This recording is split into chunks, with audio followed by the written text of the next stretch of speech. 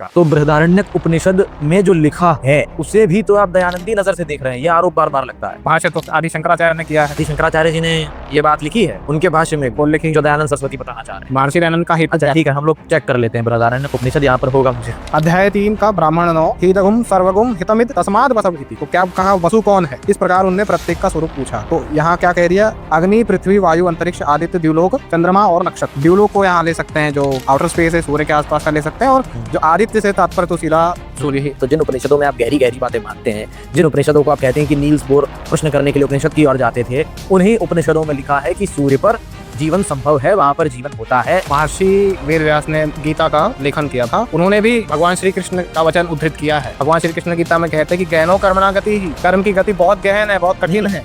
क्या कर्म है, क्या अकर्म है, क्या विकर्म है, इसमें मनीषी लोग भी भ्रमित हो जाते हैं। और हाथ में कॉफी लेकर पीते हुए गीता पढ़ने वाले लोग क्या भी साथ में। तो नशाचार्य का जैसा अद्वैत है वैसा तो परंपरा का भी नहीं। आचार्य प्रशांत जो अपने आप को कहते हैं IIT IIM वाले बाबा जी, वो जिस तरीके की व्याख्या करते हैं ऐसा लगता नहीं कि उन्होंने कुछ पढ़ा है। सांख्य सूत्र कहते हैं कि स हे सर्वविद सर्वकर्ता। सांख्य दर्शन तो नास्तिक कहा जाता है, जबकि उसमें ईश्वर का शब्द सीधे सीधे आया। ठीक है, सांख्य दर्शन नास्तिक नहीं है। सांख्य दर्शन कदापि नास्तिक।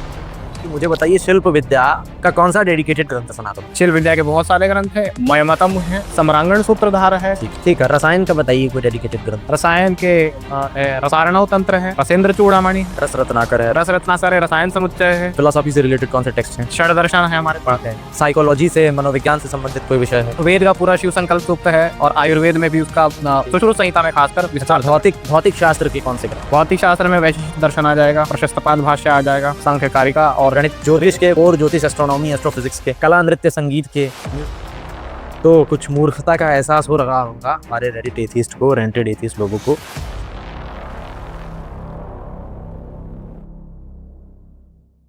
नमस्कार, आप सभी का स्वागत है विज्ञान दर्शन के एक और लेटेस्ट एपिसोड में, जहां आज हम बात करने वाले हैं कार्तिक अय्यर जी के साथ कुछ विषयों पर। तो सबसे पहले कार्तिक जी, आपको नमस्ते, स्वागत है आपका। और कार्तिक जी का के परिचय में मैं बहुत अधिक समय व्यर्थ न करते हुए सार्थक रूप से बस इतना कहना चाहूंगा कि कार्तिक जी का जो मुख्य विषय है वो वेद और संस्कृत भाषा से रिलेटेड है। AA है ये संस्कृत में, और इंटरनेशनल हिंदू यूनिवर्सिटी फ्लोरिडा में ये एज ए असिस्टेंट प्रोफेसर भी पढ़ाते हैं संस्कृत विषय से संबंधित, वैदिक स्टडीज से संबंधित विषय। और जो हमारी रिसर्च ऑर्गेनाइजेशन है VDRO, उसमें भी रिसर्चर हैं। तो आज हमने सोचा कि कुछ ऐसे विषय, कुछ ऐसे विवादित या कंट्रोवर्शियल विषय जहां पर शास्त्रीय बैकिंग की बात आती है, और क्योंकि कार्तिक जी साइंस में भी अच्छी खासी समझ रखते हैं, क्योंकि BSc फिजिक्स इलेक्ट्रॉनिक्स से जहां तक मैं सही हूँ जी, तो हमें लगा कि इस विषय पर कार्तिक जी से डिस्कशन करना चाहिए। हमारे पास काफी सारे टॉपिक्स हैं, तो उन पर एक एक करके वार्ता करेंगे। जो कॉन्ट्राडिक्शंस या कंट्रोवर्सीज हमारे शास्त्रों को लेकर के उठाई जाती है। तो कार्तिक जी, मेरा सबसे पहला जो सीधा प्रश्न है वो प्रश्न इस और है कि अभी रिसेंट मेरे भी कुछ पॉडकास्ट हुए थे और कुछ चर्चाएं हुई थी, जहां पर मैंने ऐसा कहा कि हमारे शास्त्रों में ऐसा वर्णित है कि सूर्य पर अथवा तारों पर प्रजा रहती है, जीवन रहता है, ऐसा हमारे शास्त्रों में लिखा है, माना है। और ये भी कहा है कि सूर्य पर प्रजा रहती है। अब इस पर खूब चिल्लपोप होती है कि भाई सूर्य पर तो प्रजा नहीं रहती है। लेकिन अगर आप, मैं गहराई में नहीं जाऊंगा, वैसे आग्नेय शरीर के लोग वहां रहते हैं ऐसी मान्यता है, लेकिन मैं गहराई में इसलिए नहीं। और यह बताते हुए मैंने ऐसा भी दावा किया कि यह दावा कि वहां प्रजा हो सकती है यह नहीं, ऐसी मान्यता है, हो सकती है, ये पूरी तरह से वैज्ञानिक है। कुछ इसके रिसर्च पेपर भी हैं जो बताते हैं कि कैसे वहां पर प्लाज्मा बेस्ड बॉडी जो है वो सरवाइव कर सकती है। तो इस विषय को लेकर प्रश्न ये उठा था कि हम प्लाज्मा बेस्ड बॉडी बोल रहे हैं रिसर्च दिखा करके, लेकिन हमारे शास्त्रों में या ग्रंथों में प्लाज्मा बेस्ड शब्द तो मिलेगा नहीं, वहां शब्द मिलता है आग्नेय। और मैंने भी यही दावा किया कि आग्नेय शरीर के लोग वहां पर रहते हैं। तो आग्नेय शरीर से मैंने जितना समझाया वहां पर यह था कि पार्थिव यानी पृथ्वी तत्व प्रधान वाले शरीर, और आग्नेय मतलब अग्नि तत्व प्रधान वाले। तो मामला फंसा यहाँ पर है कि अग्नि यानी आग, ऐसा समझते हैं कि अग्नि माने केवल आग, अग्नि इज इक्वल्स टू आग। और आग तो सूर्य पर जल नहीं रही है, वहां कंबस्टन तो हो नहीं रहा है, वहां कुछ लकड़ियां तो है नहीं। हालांकि उन्हें लगता है हमें पता ही नहीं है कि सूर्य पर आग नहीं जल रही है, लेकिन स्पष्ट कर दूं, हमें पता है कि सूर्य पर आग नहीं जल रही है। उसके बावजूद हम ये कह सकते हैं कि सूर्य पर अग्नि है। अब इतना क्लिप काट करके कई लोग इस पर हंस सकते हैं, लेकिन इसी से मेरा पहला प्रश्न शुरू होता है कि अग्नि शब्द का अर्थ क्या है, और क्या अग्नि शब्द का अर्थ केवल आग है, और अगर नहीं है तो क्यों नहीं है। और ये संस्कृत भाषा का एक कोई गुण है या फिर हम बेईमानी कर रहे हैं ऐसा जबरदस्ती अर्थ को फिट करने के लिए? जी सर्वप्रथम सभी दर्शकों को सादर नमस्ते और आपको भी सादर नमस्ते। मुझे यहाँ पर आमंत्रित करने हेतु। आपका जो प्रथम प्रश्न है कि अग्नि शब्द को हम क्या माने, कई लोग ये प्रश्न करते हैं कि हम अपनी दार्शनिक विचारधारा को वैज्ञानिक बनाने के लिए शब्दों की तोड़ मरोड़ करते हैं या अपने मन से कुछ कुछ बातें कल्पित कर देते हैं, परंतु इस विषय में शास्त्रों में बहुत ही विस्तार से उल्लेख मिलता है। जितने भी दार्शनिक ग्रंथ हैं, जैसे कि सबसे पहले आप सांख्य दर्शन की बात करते हैं, वहां सबसे पहले मूल कारण प्रकृति सबसे पहले है। सत्व रज तम गुण साम्य अवस्था प्रकृति। सत्व रज और तम ये तीन गुण है, इनकी साम्य अवस्था यानी तीनों इक्वल थे, इक्विलिब्रियम में थे, वो प्रकृति। फिर प्रकृतिर महान, प्रकृति से एक तत्व पैदा हुआ जो एक तरीके का कॉस्मिक इंटेलिजेंस है, उसको कहते हैं महत तत्व। ठीक है। महत के बाद अहंकार। अहंकार को ऐसा समझ लीजिए, वैसे तो बहुत बड़ी बड़ी व्याख्या है, पर ऐसा समझ लीजिए कि ये एक ऐसा तत्व होता है जो हमारा या पदार्थों के होने का हमें भाव देता है। तो इसी अहंकार ये वर्ल्डली एग्जिस्टेंशियल मतलब एक एंटिटी देता है। बिल्कुल। और यहाँ अहंकार का मतलब जो हम आम बोलचाल में कहते हैं इसको ईगो है, केवल वो अर्थ नहीं होता है अहंकार। ईगो वाला अहंकार नहीं। ठीक है। इस अहंकार से पंच तन मात्राएं बनती हैं। तन मात्राओं के बाद पंच महाभूत बनते हैं। ठीक है। तन्मात्रा क्या होती है ये भी स्पष्ट करके चलिए, क्योंकि कई लोगों को लगेगा तन्मात्रा मतलब आपके तन यानी शरीर में कोई मात्रा लगी है, बड़ी ई की या छोटी ई की। ओके, या मेरे शरीर की मात्रा मैं 80 किलो का हूँ ऐसा ही कुछ, या 5 फुट 10 इंच का हूँ। तो तन मात्रा का मतलब होता है कुछ ऐसा, समझ लीजिए वो सटल एलिमेंट्स, और उसके बाद जो बड़े एलिमेंट बनते हैं जिनको हम पंच महाभूत कहते हैं वो ग्रॉस एलिमेंट है।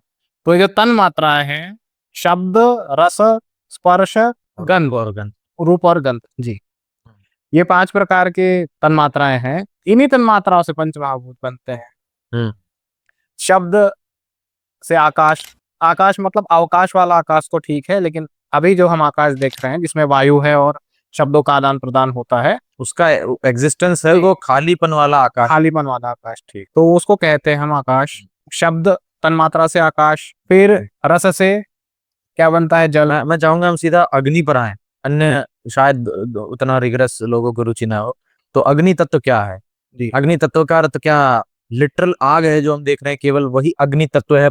तन्मात्रा से जो बनता है वो वाला अग्नि तत्व? हाँ, देखिए जो तन्मात्राएं हैं, जो अग्नि तत्व है, उसका गुण क्या है? उसका गुण है रूप। रूप और तेज। रूप और तेज उसके गुण होते हैं। ठीक है। ये हो गए पंच महाभूत के। अभी जो हम अग्नि आदि देखते हैं, एक सिद्धांत होता है पंचीकरण, मतलब जो उसमें एक बड़ा सा हिस्सा, जैसे अग्नि दिख रही है तो आग का उसमें बड़ा हिस्सा होगा, लगभग आधा होगा, और बाकी तत्व तो उसमें 1/8 ऐसा माना जाता है। तो अग्नि में वैशेषिक दर्शन में कहा जाता है कि अग्नि में रूप है, अग्नि में तेज है, और अग्नि में स्पर्श है। स्पर्श का जो ये गुण है वो वायु का होता है। नहीं, ये तो स्पष्ट है कि हमारे सामने जो हमको आग दिखे, जल दिखे, उसमें 5 तत्व है। बिल्कुल, वो शुद्ध रूप से अग्नि तत्व नहीं है। पर मैं ये जानना चाह रहा हूँ कि शुद्ध रूप से जो अग्नि तत्व है वो क्या है? वो आग है या नहीं? वो तो इससे भी ज्यादा सूक्ष्म है। तो यानी जो हम तिली लगा के आग लगाते हैं माचिस की तिल्ली से या लाइटर से, वो आग जो है वो शुद्ध रूप से अग्नि तत्व नहीं है। तो शुद्ध रूप से अग्नि तत्व जो है वो क्या है? अग्नि तत्व एक ऐसा तत्व है जो आपको प्रकाश दे रहा है, जिसे आप स्पर्श कर सकते हैं, या जिससे उस गुण का मैं ये कह सकता हूँ मूल कॉज है, उस गुण का मूल आधार। जैसे वैसे शब्द गलत हो जाएगा क्वांटम लेवल पर कहना, फिर लोग कहेंगे अपन आवश्यक शब्द जोड़ते हैं, लेकिन समझाने के लिए पेडागोजिकल पर्पस से कह रहा हूँ कि जैसे हम कि किसी भी वस्तु का एक सूक्ष्म रूप क्वांटम लेवल पर कहते हैं, तो ये हम ये कह सकते हैं कि आग का क्वांटम कॉज टाइप की कोई चीज है जी, उसको हम अग्नि तत्व। ठीक है। तो अग्नि तत्व का अर्थ ये नहीं है जो आग जली, क्योंकि आग में मॉलिक्यूल्स भी हैं, उसमें मॉइस्चर भी है, तो उसमें तो जल तत्व भी है, वायु तत्व भी है। अच्छा, एक और चीज, जैसे जब भी हम कहते हैं अग्नि तत्व से जुड़े हुए एलिमेंट्स, तो उसमें उष्मा भी आ जाती है, आग भी आ जाती है, और प्रकाश भी आता है। तो प्रकाश जो है वो तो आग नहीं है। और प्रकाश तो सूर्य पर है, लेकिन हम कह रहे हैं कि सूर्य पर आग नहीं है, इसका अर्थ ये नहीं है कि वहां अग्नि तत्व नहीं है। तो जो प्रकाश है वो भी एक अग्नि तत्व के ही ग्रुप का भाग है, क्योंकि आपने कहा तेज, रूप, ये सारी चीजें जहाँ होती है वो अग्नि तत्व वाली चीज है। जो रूप तो प्रकाश के कारण होता है। द्रव्य बिना गुण के नहीं होता, और जहां हम गुण देखते हैं वहां द्रव्य का अनुमान अपने आप लगता है। ठीक है, तो आग्नेय शरीर का अर्थ क्या होगा? आग्नेय शरीर का अर्थ होगा अग्नि तत्व प्रधान शरीर। एक सूत्र आता है न्याय दर्शन में, जो गौतम मुनि का ग्रंथ है, उसमें वात्सायन भाष्य में इस बात को स्पष्ट किया गया है। उसमें सूत्र यह है कि जो पृथ्वी आदि गुण है, हम्म पृथ्वी आदि उपलब्ध है, इस प्रकार से है। पार्थिव का अर्थ है, अब कई लोग ये भी कहते हैं पार्थिव मतलब मिट्टी से बना हो। तो जो पार्थिव शब्द है उसका तात्पर्य है कि उसमें पृथ्वी तत्व की प्रधानता अधिक है। पृथ्वी तत्व की प्रधानता अधिक है, और पृथ्वी जो तत्व है शुद्ध रूप से वो भी ठोस होने का भाव है, मॉलिक्यूल वाली स्टेज है, वो एक अवस्था है, और उसका मूल जो गुण है वो पृथ्वी तत्व का गंध है, तन्मात्रा पृथ्वी उसकी तत्व का गंध है। गंध है। शब्द रस गंध स्पर्शवती पृथ्वी, ये सूत्र जो ये सारे हैं मैच जी का ये हमने सूत्र है। लाइव स्ट्रीम की थी, उसमें सत्यार्थ प्रकाश में से ही पढ़कर बताया। बिल्कुल। अच्छा, यहाँ से एक और सवाल आ रहा है कि सत्यार्थ प्रकाश में ये बात लिखी है, हाँ, तो आपने कहा न्याय दर्शन में भी लिखी है, न्याय दर्शन तो यानी ऐसा नहीं है कि सत्यार्थ प्रकाश में ये बात मन से हाँक कर लिख दी गई। बिल्कुल न्याय दर्शन में है, ये वात्सायन भाष्य में है, और जी। तेजोमय शरीर के बारे में स्पष्ट रूप से है। तो तेजोमय और आग्नेय शरीर एक ही बात है। हाँ बिल्कुल, तेजो तेजस उसको शब्द आया है। तो मैं वात्सायन भाष्य कह रहा था, उसमें क्या कहा है कि इस लोक में जो रहते हैं उनका पार्थिव प्रधान शरीर है। अच्छा, एक बात और है, हम जो लोहा आदि है वो पृथ्वी तत्व के विकार हैं, मतलब वो उससे भी ज्यादा बाद की स्टेज में या बाद की क्रम में। आप ये जान लीजिए, जो 5 तत्व हैं, पृथ्वी अग्नि वायु जितने भी जल आकाश, तो ये तत्व आपको शुद्ध रूप से कहीं देखने को नहीं मिलते हैं। आपके सामने जो जितना संसार है ये 5 तत्वों से मिलकर बना है, ये मान्यता तो बहुत स्पष्ट है हिंदू समाज में। तो ये कहना कि जो आग जल रही है ये अग्नि तत्व, ये तो मूर्खता होगी फिर। उसमें अग्नि तत्व की प्रधान। हाँ। अच्छा, मैं इसमें एक और प्रश्न करूंगा, क्योंकि लोग कहेंगे आप तोड़ मरोड़ कर प्रस्तुत करते हैं, तो अग्नि शब्द का अर्थ क्या है? उसकी व्युत्पत्ति निरुक्त में है, अग्नि अग्रणिर्भवति, जो आगे आगे चलता है, सबका नेतृत्व करता है। तो यानी अग्नि शब्द तो किसी मनुष्य के लिए भी प्रयुक्त हो सकता है, ब्रह्मचारी के लिए भी प्रयुक्त, ईश्वर के लिए होता है। ईश्वर के लिए होता है। और आग भी हम मेटाफर में देखें तो वो आगे की ओर बढ़ रही होती है। हाँ, तो उस तरीके से होती पद्धति में बता रहा हूँ, ऊपर की ओर उसकी गति होती है। जो मैं उस अग्नि तत्व की बात नहीं कर रहा हूँ अभी। जो आग हमको सटल एलिमेंट दिखता है, एक कंबस्टन के बाद जो आग दिखती है, उसे हम अग्नि कह क्यों रहे हैं? तो उसका कारण है, मतलब ऐसा मैं कह सकता हूँ कि व्युत्पत्ति में जिस गुण के कारण जो नाम दिया जाता है, वो गुण जहां जहां घटेगा वहां वहां उस शब्द का हम उपयोग रूढ़ में कर सकते हैं। बिल्कुल कर सकते, ऐसी प्रक्रिया है। तो इसमें घुमावदार तो कोई बात है कुछ नहीं, प्रदर्शित आयुर्वेद है। थोड़ा और सूक्ष्मता से जाएंगे तो आयुर्वेद में देखिए, पंच धात्वाग्नि, पंचभूताग्नि, शरीर के अंदर अग्नियां मानी गई। जठराग्नि, ये अग्नियां मानी गई। ठीक है, जैसे आग तो नहीं है। और अच्छी बात मुझे दिमाग में आ रही, जठराग्नि हम कहते हैं जनरली हाइड्रोक्लोरिक एसिड को, जो हमारे पेट में है, HCl। डाइजेशन जब होता है तो फूड अंदर जाएगा, फिर जब वो पेट में जाता है स्टमक में, तो हम कहते हैं जठराग्नि। तो जठर में कोई अग्नि लगी है, तो अग्नि लगी है का अर्थ ये नहीं है कि वहां कोई कंबस्टन हो रहा है, माचिस की तिली जला दी किसी ने, या फिर कोई लाइटर फूंक दिया है, LPG गैस का सिलेंडर फट गया है, ऐसा कुछ नहीं है। जठराग्नि का अर्थ है, जठर यानी पेट, ऊष्मा है, उष्मा है, तो जठर की अग्नि मतलब कि जठर से संबंधित वहां पर जो आपने निरुक्त का निर्वचन दिया, उससे संबंधित गुण घट रहा है, वो हाइड्रोक्लोरिक एसिड में घट रहा है। बिल्कुल, और इसलिए इसे जठराग्नि कहा गया है। ये कोई ऐसी बात नहीं है जिसको आप सूडो साइंस कह दो, ये तो एक सामान्य बात है, आयुर्वेद से जुड़े हुए कोई भी छात्र इसको जानते हैं। ठीक है, तो इसमें तो और गहराई हो सकती है। ऑब्वियसली मैं बहुत गहराई में नहीं जाऊंगा, गहराई में हम लोग बहुत बार लाइव सेशंस में हम लोग डिस्कस कर चुके हैं। अभी मैं सीधा ये प्रश्न करूंगा कि आप ये जितनी भी व्याख्याएं करते हैं, अब आपने वात्सायन मुनि की बात की, लेकिन वात्सायन मुनि का नाम बहुत लोग नहीं जानते हैं। न्याय दर्शन का नाम बहुत लोगों ने सुना है, लेकिन उसको भी गंभीरता से कॉमन जो हिंदू समाज है वो नहीं लेता है जनरली। जैसे गीता, रामायण, महाभारत इनको लिया जाता है, या और महापुरुषों को, स्वामी विवेकानंद को, या आदि शंकराचार्य को लिया जाता है, उस प्रकार से कॉमन हिंदू नहीं जानता है। तो मेरा पहला आरोप तो नास्तिकों की ओर से ये है कि आप जो ये अग्नि की व्याख्या कर रहे हैं, आग्नेय शरीर की व्याख्या कर रहे हैं, या फिर आप जो कह रहे हैं कि सूर्य आदि लोकों पर इस प्रकार का जीवन संभव, प्लाज्मा को भी आप कहीं ना कहीं अग्नि में फिट कर दे रहे हैं, तो ये जितनी भी व्याख्या है, ये सारी की सारी व्याख्या दयानंद सरस्वती नामक व्यक्ति से उठी है। उससे पहले आपके नास्तिकों की ओर से यदि कहूं तो आपके हिंदू समाज में ही ऐसी कोई अवधारणा नहीं थी। तो मैं आपसे क्रमवार जानना चाहता हूं कि आपके पास ऐसे कौन कौन से प्रमाण हैं जिनमें वेदादि शास्त्र, उपनिषद, आरण्यक या कौन कौन से ऐसे क्लासिकल टेक्स्ट हैं, ट्रेडिशनल टेक्स्ट हैं, या कोई ट्रेडिशनल आचार्य ने दयानंद सरस्वती जी से पहले ऐसा कहा हो कि सूर्य, और मैं एक और बात स्पष्ट कर दूं हाथ जोड़कर, कि सूर्य का अर्थ केवल हमारा स्टार नहीं है, सूर्य का भी अर्थ होता है स्टार्स। जो तारे हैं, जितने भी तारे हैं, उन सबको सूर्य कहा जाता है। सूर्यों, जब भी हम बात करते हैं, हम ये कहते हैं ब्रह्मांड में अनेक सूर्य हैं, तो सूर्य भी बहुवचन में प्रयुक्त होता है।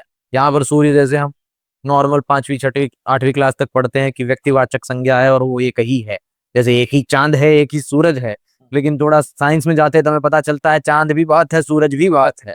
तो सूरज हम जनरली इसे कह रहे हैं एट्रीब्यूट करके, लेकिन संस्कृत में सूर्य शब्द का अर्थ भी तारा होता है। तारा तो सितारा, तारा, ये सब तो थोड़ा अपभ्रंश वाले शब्द है ना। मूल संस्कृत में तारे को क्या कहा जाएगा, शास्त्रीय भाषा में क्या कहा जाता है, तो सूर्य ही कहा जाता है। तो मेरा प्रश्न ये है कि सूर्य पर जीवन की अवधारणा ये सनातन धर्म में कहाँ कहाँ मिलती है, आप मुझे पूरा बताइए। बिल्कुल। वैशेषिक दर्शन का जो प्रशस्त भाष्य है, ठीक है। उसमें तो सीधा आदित्य लोक के शब्द आता है। जहाँ अग्नि तत्व का निरूपण है, तेजस तत्व का निरूपण है, वहां तो सीधा सीधा कहा गया है कि लोकांतर में जो आदित्य लोक है उसमें इस प्रकार के प्रश्न वही उठता है ना कि ऐसे शास्त्रों का इंटरप्रिटेशन आप लोग दयानंद सरस्वती की नजर से कर रहे हैं, ऐसा कहा जाता है। कोई और पूर्वाचार्य है आपके पास? हाँ, प्रशस्त भाष्य में सीधा सीधा संस्कृत में यह वचन। अब वहां पर आदित्य लोक शब्द हमने तो नहीं डाल दिया, स्वामी दयानंद ने तो नहीं डाल दिया। अच्छा, वात्स्यायन भाष्य की हमने चर्चा की, उसमें क्या कहा, वायव्य, तेजस और पार्थिव लोकांतरे शरीराणि, इस प्रकार से वाक्य आता है। अन्य लोकांतरों में तेजस, वायव्य, पार्थिव, इस प्रकार, और आपह, आप है जल प्रधान, पार्थिव तो समझा दिया, आपह, तेजस और वायव्य, 3 प्रकार के और अतिरिक्त शरीर बताए। कहाँ लोकांतरों में, लोक क्या है, ये लोक है, ये पृथ्वी लोक है, तो लोकांतर से तात्पर्य क्या हो गया, अन्य किसी लोक। ठीक है। तो अन्य किसी लोक में अगर यहाँ तेजस कह रहे हैं, ठीक है, ध्यान देना, आग्नेय शब्द नहीं, तेजस शब्द है। तेजस मतलब यहाँ जहाँ तेज आपको प्रधानता से दिखे, तो वो सूर्य लोक भी संभव, और इसकी संगति वैशेषिक दर्शन से लगती है। वैशेषिक दर्शन के ऐसा तो नहीं कि सूर्य के कारण पृथ्वी पर जीवन है, ऐसा कहा जा रहा हो? नहीं, ऐसा नहीं, लोग रीइंटरप्रिटेशन कर। ये सवाल बहुत अच्छा है। ठीक है, चलिए मैं सारी बातें साइड में रखता हूँ और मुझे ये बताइए कि आप बार बार कह रहे हैं कि दयानंद सरस्वती जी ने प्रमाण दिया बृहदारण्यक का, और हम भी ये बात बताते हैं। तो बृहदारण्यक उपनिषद में जो लिखा है उसे भी तो आप दयानंदी नजर से देख रहे हैं, ये आरोप बार बार लगता है। बृहदारण्यक में मूल में है, ये कैसे साबित होगा? इसके भी इंटरप्रिटेशन में आप लोग घपला कर रहे हैं। तो इंटरप्रिटेशन भाष्य तो आदि शंकराचार्य ने किया है। सर, आदि शंकराचार्य जी ने ये बात लिखी है उनके भाष्य में भी लिखी, जो दयानंद सरस्वती बताना चाह रहे हैं। महर्षि दयानंद का ही। अच्छा ठीक है, हम लोग चेक कर लेते हैं। बृहदारण्यक उपनिषद यहाँ पर होगा, मुझे दीजिए जी। मैं आपको बृहदारण्यक उपनिषद दे देता हूँ। यहाँ पढ़ा है बृहदारण्यक उपनिषद, आप मुझे बताइए इससे कि शंकराचार्य जी कहाँ पर ये बात स्पष्ट करते हैं। शंकराचार्य जी के भाष्य में है आपके अनुसार? शंकराचार्य जी के भाष्य में। ठीक है। अध्याय 3 का ब्राह्मण 9 और इसकी तीसरी श्रुति देखिए। अच्छा ठीक है। कतमे वसवः इत्यग्निश्च पृथ्वी च वायुश्चांतरिक्षम आदित्यश्च देवश्च चंद्रमाश्च नक्षत्राणि चैते वसव एतेषु हीदगुम सर्वगुम हितमिद तस्माद वसव इति। तो क्या कहा, वसु कौन है? इस प्रकार उनने प्रत्येक का स्वरूप पूछा। तो यहाँ क्या कह दिया, अग्नि, पृथ्वी, वायु, अंतरिक्ष, आदित्य, द्युलोक, चंद्रमा और नक्षत्र। द्युलोक से द्युलोक और आदित्य। द्युलोक को यहाँ ले सकते हैं जो आउटर स्पेस है, सूर्य के आसपास का ले सकते हैं, और जो आदित्य से तात्पर्य तो सीधा सूर्य ही। ठीक है, ठीक है। इसके अंत में क्या कहा, इनको वसु क्यों कहते हैं? वसु इसलिए कहते हैं क्योंकि इनमें बसते हैं और ये बसाते हैं, दोनों अर्थ होता है। ऐसा यहाँ लिखा है? बिल्कुल लिखा है, ये देखिए, सर्वम वासयन्ति वसंती, इस संपूर्ण जगत को बसाए हुए हैं और स्वयं भी बसते हैं। फिर आगे क्या कहा, ते यस्माद वासयन्ति तस्माद वसव इति, वे चूंकि दूसरों को अपने में बसाए हुए हैं इसलिए वसु है। ये शंकर भाष्य है। इस पे तो आर्य समाजियों ने मिलावट नहीं की होगी। और ये जो भाष्य आप पढ़ रहे हैं ये गीता प्रेस, गीता प्रेस गोरखपुर से पब्लिश्ड है। ठीक है। तो ये एक मुझे बहुत बड़ी बात लग रही है विरोधियों के लिए, जिसे कहते हैं ना पत्थर का मील। पत्थर का मील इसलिए क्योंकि एक तो हमेशा ये कहा जाता है कि हिंदू समाज को समझना, जैसे आपने दर्शन का प्रमाण दिया, तो कहेंगे नहीं जी, हिंदू धर्म के उच्चतम जो ग्रंथ है वो उपनिषद है। तो उपनिषद है, उपनिषद में गहरी गहरी बातें कही गई है। तो जिन उपनिषदों में आप गहरी गहरी बातें मानते हैं, जिन उपनिषदों को आप कहते हैं कि नील्स बोर प्रश्न करने के लिए उपनिषद की ओर जाते थे, उन्हीं उपनिषदों में लिखा है कि सूर्य पर जीवन संभव है, वहां पर जीवन होता है। तो जो यह विवाद है कि ये हिंदू धर्म की ही परिकल्पना नहीं है और बाद में कुछ लोगों ने गढ़ दी उसे जबरदस्ती साइंस से जोड़ने के लिए 17वीं 18वीं 19वीं शताब्दी में, तो उनका ये मिथ टूट जाना चाहिए। न केवल पुराणों में तो मिल ही जाएगा इस प्रकार की बातें भी कि सूर्य पर जीवन है। अब ये पुराणों के स्तर की बात नहीं रही है, उपनिषद में भी इसके प्रमाण हमें देखने को मिल रहे हैं। तो इस पर यदि आप कुछ क्लोजिंग कहना चाहें तो फिर मैं अगले प्रश्न की ओर चलूंगा। जी, अब पुराणों की आपने चर्चा की। पुराणों में क्या उदाहरण है? 7 घोड़े के रथ वाले सूर्यदेव वहां रहते हैं, वहां उनकी प्रजा रहती है, ऋषि मुनि रहते हैं, वेद पाठ आदि करते हैं। तो उनमें ये कहाँ से पहुंचा? उनमें इसी उपनिषद से पहुंचा जो कहता है कि आदित्य बसाने वाला भी है, खुद बसता। बस इतना, पुराणों में कई चीजें जाती है तो उनका एग्जरेशन हो जाता है, कुछ उसमें ऐसी बातें भी जुड़ जाती है जो शायद सत्य न हो। तो हम पुराण का जब भी रेफरेंस देते हैं तो उसमें से हम सेलेक्टेड चीज ही यूज करते हैं, वो चेरी पिकिंग नहीं है। हम उसकी सारी चीजों को क्यों डिफेंड नहीं करते हैं? क्योंकि पुराण एक लिटरल एडिशन का ग्रंथ माना जाता है, वो बहुत बाद में लिखा गया है, तो उसकी भी सोर्सिंग वेद आदि उपनिषद ग्रंथ ही है। लेकिन ड्यू टू द टाइम उसमें बहुत सारी चीजें जुड़ भी गई। तो इसलिए जब भी हम परम प्रमाण की बात करते हैं तो उसमें वेद अथॉरिटेटिव रिप्रेजेंटेशन करता है, उपनिषद ब्राह्मण उसके बाद सबसे अधिक प्रामाणिक माने जाते हैं। और हमने उपनिषद से भी दिखाया, दर्शन ग्रंथों से भी दिखाया, और वेद में तो मिल ही जाएगा, वेद में तो अनेक मंत्रों में मिल जाएगा। और इन चीजों के क्रम में मैं ये भी जानना चाहूंगा कि आपकी दृष्टि में थोड़ा ये भी दर्शकों को बताइए कि हम जब भी कहते हैं कि साइंस जो है वो केवल मटेरियलिस्टिक चीजों पर डिस्कस करता है, पर विज्ञान की परिभाषा भाष्य भूमिका में अलग बताइए। तो विज्ञान का क्या अर्थ है? मैं प्रश्न के साथ एक और चीज दिखाऊंगा, मुझे दीजिए, ये फ्रेम दीजिए दयानंद सरस्वती जी का। इस फ्रेम में आप देख सकते हैं, यहाँ लिखा है विज्ञान के बिना शांति नहीं होती। इसे आप एडिटिंग में, मैं चाहूंगा एडिटर लगाएं इसे, विज्ञान बिना शांति नहीं होती। ये सत्यार्थ प्रकाश के एकादश समुल्लास में वर्णित है। तो हम तो कहते हैं जो साइंस और टेक्नोलॉजी बढ़ रही है तो समस्याएं आ रही है, अशांति बढ़ रही है। तो यहाँ विज्ञान के बिना शांति नहीं होती क्यों कहा है? यहाँ विज्ञान का अर्थ क्या है, ये भी मैं जानना चाहता हूँ कि आप स्पष्ट करिए। विज्ञान के 2 अर्थ होते हैं। ईश्वर को भी विज्ञान में कहा है, तो ईश्वर क्या साइंस पढ़ाता है इसलिए वो विज्ञान में फिर ये भी स्पष्ट करना है। विज्ञान का तात्पर्य है विशेष ज्ञान। किसी भी ज्ञान को अगर आप सूक्ष्मता से अध्ययन करते हैं, विशेष रूप से वरीयता देकर उसको स्पेशलिटी के साथ पढ़ते हैं, तो उसको कहेंगे विज्ञान। विज्ञान बोध का भी पर्याय है, विज्ञान यानी ये विज्ञान थोड़ा मोक्ष के करीब जा रहा है। बिल्कुल, विज्ञान का जो एक शाब्दिक अर्थ है वो सीधा सीधा है परमात्मा का ज्ञान, मोक्ष परक ब्रह्म विद्या, उसको भी विज्ञान कहा गया उपनिषद साहित्य में। ठीक। और महर्षि दयानंद ने विज्ञान को जो परमाणु अणु आदि से लेके जो बड़े बड़े आकाशीय पिंड है, सूर्य आदि, उनके संबंधित ज्ञान को भी विज्ञान कहा है। शंकराचार्य जी ने भी अन्यत्र किसी ग्रंथ में ये उदाहरण मिलता है जहां उन्होंने शिल्पकर्म आदि को भी, जो हम टेक्नोलॉजिकली चीजें बनाते हैं, उसको भी विज्ञान माना और ब्रह्म विद्या को भी विज्ञान माना। अच्छा, ये बताइए जो सूडो साइंस है, अब मान लीजिए मैं एक कोई भी टेक्स्ट ले लूं, बाइबल ले लूं या कुरान ले लूं या त्रिपिटक ले लूं। चलिए त्रिपिटक में थोड़ा कुछ और भी दार्शनिक बात गलती से मिल जाएगी, लेकिन अन्य जितने भी रिलीजियन के मत पंथ संप्रदाय के जो ग्रंथ हैं, क्या उन पर 18 इंटरडिसिप्लिनरी डिपार्टमेंट्स बन सकते हैं, सब्जेक्ट्स बन सकते हैं? संभव ही नहीं है। केवल वैदिक वांग्मय है, भारतीय संस्कृति के शास्त्र हैं जिनमें आपको लिटरली साइकोलॉजिकल टेक्स्ट भी मिलेंगे, रसायन यानी मेडिसिन के भी टेक्स्ट मिलेंगे, केमिकल मेडिसिन के भी टेक्स्ट मिलेंगे, आपको शिल्प विद्या के भी, आर्किटेक्ट के भी मिलेंगे, इंजीनियरिंग के भी मिलेंगे, मेटलर्जी के, धातु कर्म के भी मिलेंगे। इन सब के ऊपर डिपार्टमेंट बनाया जा रहा है और इसके ऊपर शोध किया जा रहा है। अच्छा, मैं उस स्कीम के बारे में भी बता दूं जिसके आधार पर हम लोग पहले से काम कर रहे हैं और आज वो हमारे सामने हुई है कुछ इन्हीं 20-25 दिनों में, और आगे का प्रेडिक्शन है हमारा। तो ये जो सेतुबंध विद्वान स्कीम है, इसके बारे में आपने भी सुना होगा। सेतुबंध विद्वान स्कीम के तहत गुरुकुल के लोगों को सीधी आईआईटीज में एंट्री मिल रही है बिना किसी फॉर्मल डिग्री के, और किसी कॉस्ट से मिल रही है। ऐसा नहीं कि ऐसे रिजर्वेशन दे दिया जा रहा है। गुरुकुल के जो लोग किसी ट्रेडिशनल गुरुकुल में या किसी ट्रेडिशनल गुरु के सानिध्य में पढ़े हों, उन लोगों को पीजी और पीएचडी 2 स्तर पर क्रमशः कुछ 45,000 और 65,000 की स्टाइपेंड हर महीना, प्रति माह 65,000 की एक हैंडसम स्टाइपेंड है, वो उन्हें आईआईटीज में शोध करने के लिए मिलेंगी 18 विषयों पर, जिसमें संगीत भी है, शिल्पशास्त्र भी है, रसायन भी है। तो यानी वे उन पर शोध भी करेंगे और उसमें ट्रेडिशनल लोग चाहिए, क्योंकि जो एकेडमिक वाले हैं उनकी उतनी अच्छी पकड़ नहीं, उतनी रिगरस पकड़ नहीं है जैसी ट्रेडिशनल ट्रेनिंग लिए हुए लोगों की है।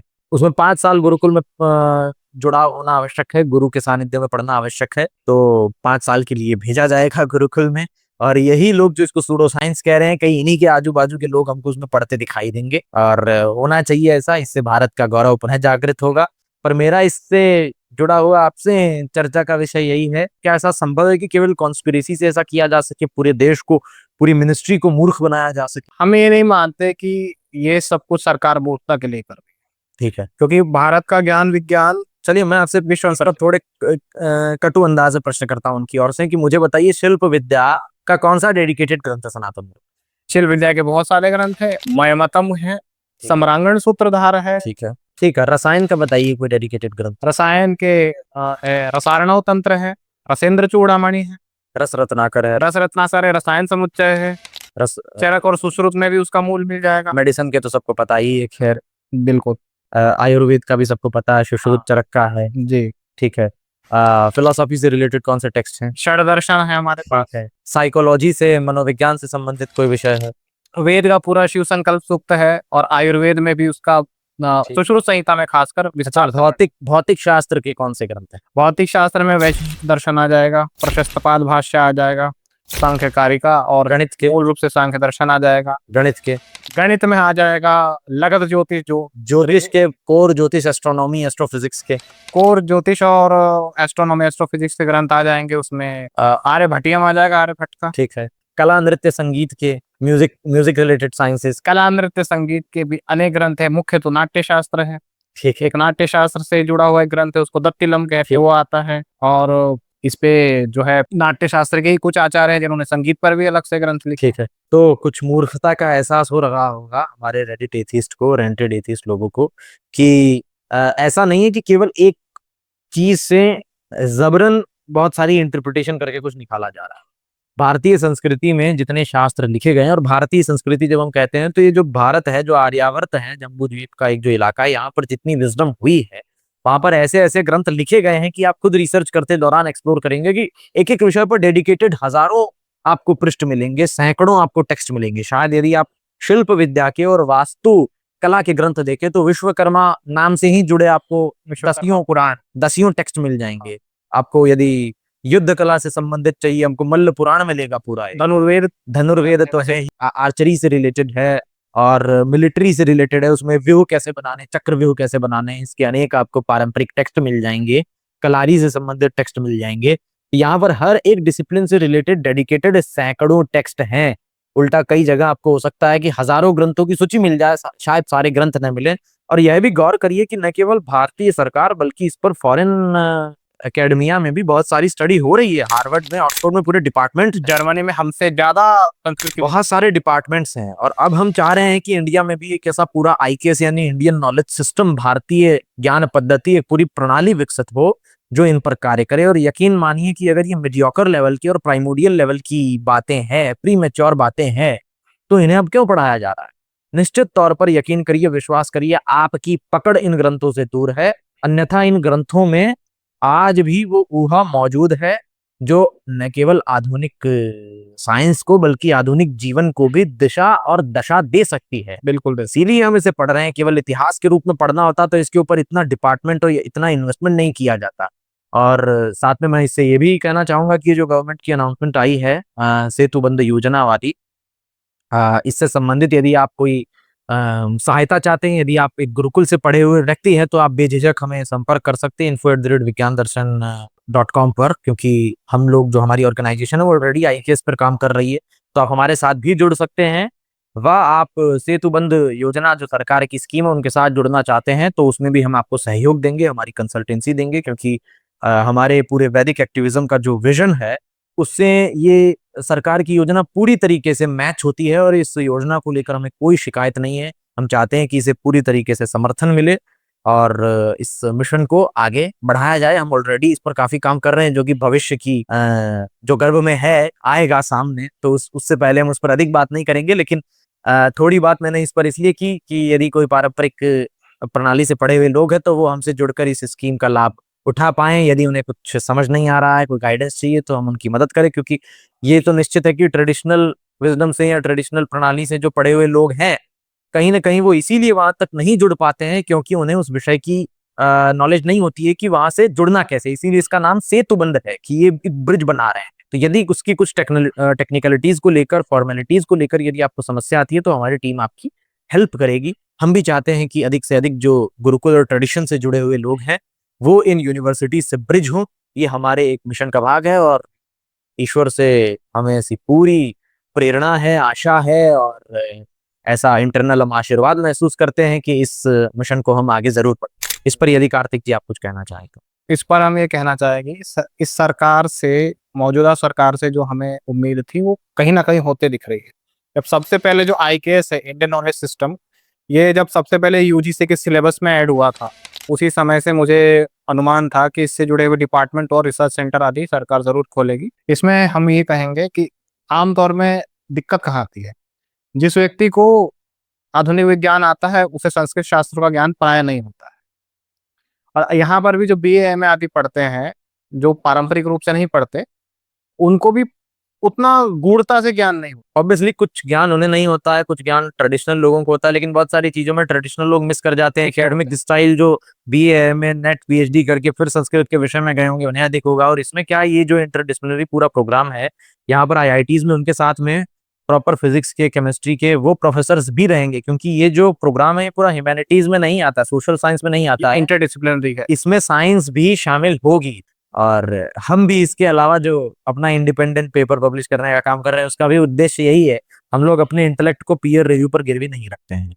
ऋषियों का सिद्धांत भी नहीं था कि आप पीयर रिव्यू की ये जो पद्धति है, यानी इस प्रकार से वर्ड के ऊपर चले, आप अपने अनुभव पर चलें, बहुत अलग प्रकार का दर्शन हमारे यहाँ पर। लेकिन क्योंकि आज के समय की मांग है, मजबूरी है, ऐसे जब हम कहते हैं तो उसे सीरियस नहीं लिया जाता है। लेकिन जब हम पेपर लिख कर जब प्रस्तुत करते हैं उसे, ये रेडिट एथिस्ट लोगों के लिए सही शब्द कहूंगा कि जब उनके मुंह पर पेपर मारते हैं तो कुछ उनकी तिलमिलाहट अच्छी दिखाई देती है। तो इसलिए आवश्यक है कि ऐसी चीजों को पेपर लिख करके प्रस्तुत किया जाए। और जो अन्य गूढ़ दार्शनिक विषय हैं वो तो हमेशा से चर्चा का ही विषय रहे।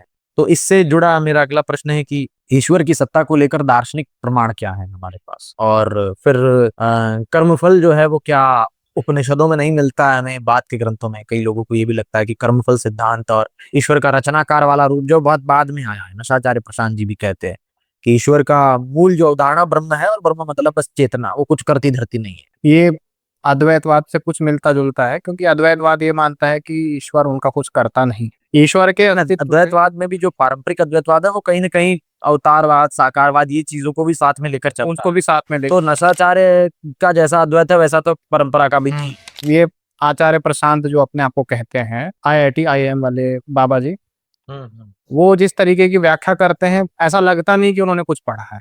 हालांकि वो कुछ सामाजिक बातें अच्छी कर लेते हैं, सोशल रिफॉर्म की कुछ बातें ठीक करते हैं जो कई बार अपीलिंग लगती है, लेकिन शास्त्रों में जब भी वो बात करते हैं तो लगता है नहीं, यहाँ पर तो बात नहीं। शास्त्रों में के विषय में जो जैसी उनकी भाषा होती है, लगता ही नहीं कि शास्त्रों का आदर करते होंगे। आपने ईश्वर की सिद्धि पर पूछा, तो ईश्वर की सिद्धि में जो दार्शनिक पक्ष में सबसे अधिक जो प्रमाण हम देते हैं कि ये जो समस्त सृष्टि है, कोई भी रचना के लिए रचनाकार की आवश्यकता होती है, कोई भी डिजाइन के लिए डिजाइनर चाहिए, और इस सृष्टि में हमें डिजाइन दिखता है तो इसलिए इसका डिजाइनर भी होना चाहिए, भले वो अपनी आंखों से नहीं दिखता हो। इसलिए हम ईश्वर की सत्ता को मानते हैं, जिसने इस संसार। दार्शनिक कोई ग्रंथ का आप नाम ले सकते हैं जहां पर ईश्वर की इस प्रकार की कर्ता वाली अवधारणाओं, क्योंकि यहाँ से मैं वो स्पष्ट करना चाह रहा हूँ कि उपनिषदों में जो सबको लगता है कुछ अलग ही तरह का ब्रह्म है, तो सांख्य सूत्र कहते हैं कि स ही सर्वविद सर्वकर्ता। सांख्य दर्शन तो नास्तिक कहा जाता है, जबकि उसमें ईश्वर का शब्द सीधे सीधे आया है। ठीक है, सांख्य दर्शन नास्तिक नहीं है, सांख्य दर्शन कदापि नास्तिक। ठीक है, ये भी एक आज के इस वीडियो से बड़ी कंट्रोवर्शियल चीज कही जा रही है। हालांकि कंट्रोवर्सी का सॉल्यूशन है, कंट्रोवर्सी ये है कि ये नास्तिक दर्शन है, जो फर्जी फैलाई गई बात है। इसका भी एकेडमिक में सफाया होगा और होना चाहिए। बिल्कुल, तो सांख्य दर्शन आस्तिक है कंप्लीटली, पूरी तरीके से आस्तिक। ठीक है। और ये जो कर्मफल सिद्धांत है, इसके बारे में भी कहा जाता है कि कर्मफल सिद्धांत हर चीज को जस्टिफाई कर देता है। अच्छा, कुछ लोग बड़े ऊपरी तरीके से समझते हैं कि यदि कहीं कोई मर्डर हो रहा है, कोई रेप हो रहा है, तो कर्मफल सिद्धांत के अनुसार वो इसलिए हो रहा है क्योंकि कभी न कभी उसने कुछ गलत किया है। इसका यह अर्थ है कि आप उसे न बचाएं क्योंकि आप कर्मफल को बाधित कर रहे हैं। इसका क्या उत्तर है? नहीं, ये इस तरीके से ऐसा नहीं होता है। ये कर्मफल सिद्धांत नहीं, ये कर्मफल सिद्धांत नहीं। ठीक है। वहां पर वो जो व्यक्ति हत्या कर रहा है या दुष्कर्म कर रहा है, वो उसका अपना कर्म करने की स्वतंत्रता है, इसलिए कर रहा है। लेकिन रोकना आपका कर्म है। रोकना आपका धर्म है, क्योंकि सबकी रक्षा करना राजा का, राजसत्ता का धर्म है, और हमारा मानवता के रूप में, मानव के रूप में हमारा भी धर्म। सठे साठम समाचरित। छठे साठम समाचरित ये भी कहा जाता है। और अगर एक और बात है, शास्त्रों में ये भी कहा गया है कि समर्थ होते हुए अगर आप शांत है और तो आप अन्याय के भागी और आपको भी दोष लगेगा। तो ये वाली चीजें क्यों नहीं दिखती है इनको? ये इतना तो देख लेंगे कि हाँ ठीक है, कुछ भी हो रहा है तो उसके पीछे कहीं ना कहीं प्रारब्ध और पुरुषार्थ को लगाएंगे तो कर्मफल का सिद्धांत काम तो कर रहा है। पर इससे वो जो घटना है दुष्कर्म की या रेप की, वो जस्टिफाई हो रही है, ये कैसे कर्मफल सिद्धांत जस्टिफाई नहीं हो रही। जस्टिफाई तो बिल्कुल नहीं हो रही है। देखिए, अब आपने कहा ना कि रेप हो रहा है, तो इनका क्या कहना, पिछले जन्म में ऐसा कर्म किया होगा तो अगले जन्म में वो पुरुष बनेगी, वो लड़का स्त्री बन जाएगा, वो उसका बलात्कार कर देगा। फिर अगले जन्म में जिसका बलात्कार हुआ है वो बलात्कार करने वाला बन जाएगा, और वो पीड़ित जो है वो फिर दोषी बन जाएगा। तो इसका कोई अंत नहीं है ना, इस चक्र का, ये अनंत चक्र है, इसका कोई अंत नहीं है। तो इस प्रकार की अवधारणा दर्शन के विरुद्ध है। ये नहीं, ये बिल्कुल ऐसी कोई अवधारणा मानी नहीं जाती। ऐसी नहीं है। कोई ये ना समझ ले इन्होंने जो कहा है, ये बता रहे हैं कि कर्मफल ऐसा करता है। कर्मफल बहुत ही सूक्ष्म तरीके से काम करता है। बिल्कुल। पहली बात तो कर्मफल कैसे काम कर रहा है, कौन सी घटना किससे हो रही है, ये इतने सूक्ष्म है कि इसे ईश्वर के अलावा कोई नहीं जान सकता। ये इतना अंतरंग विषय है।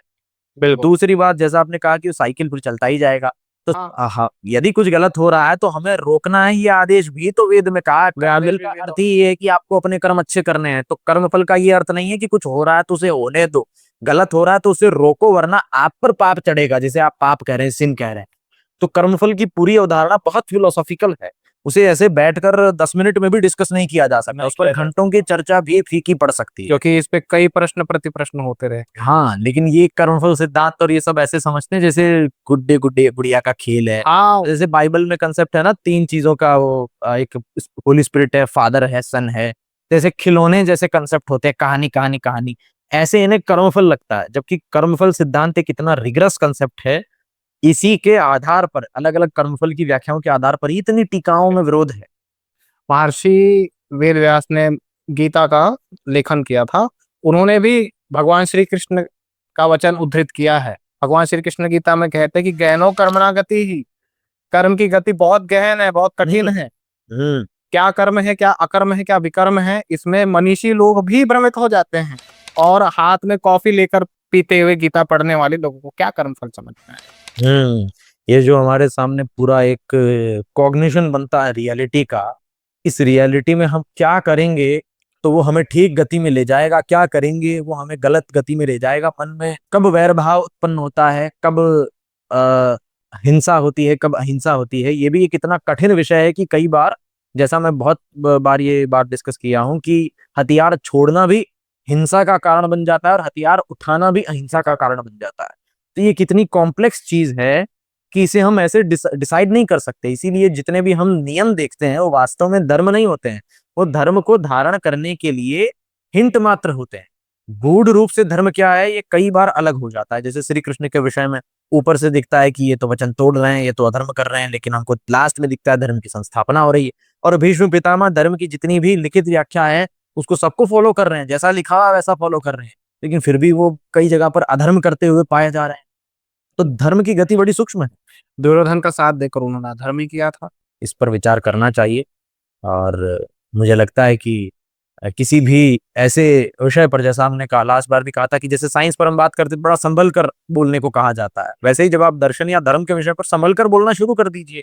पूछिए अपने आसपास के आचार्यों से, पूछिए, हम किसी मठ मंदिर में जाइए, किसी सामान्य पुजारी से शुरू करते हुए शंकराचार्य लेवल तक जाकर पूछिए, हर संप्रदाय से पूछिए, रामानुज संप्रदाय से पूछिए, राघव संप्रदाय से पूछिए, हो सके तो हर तरह की जो ऑर्गेनाइजेशन है, चाहे इस्कॉन हो, आर्य समाज हो, हर जगह का पर्सपेक्टिव लीजिए तो आपको पता चलेगा कि चीजें कितनी फैली हुई है। बिल्कुल। क्योंकि जो हमारा भारत का जो नास्तिक वर्ग है वो मुझे लगता है अधिकांश इन सब चीजों से बहुत दूर है, बहुत दूर बैठकर इन पर टिप्पणी करता है।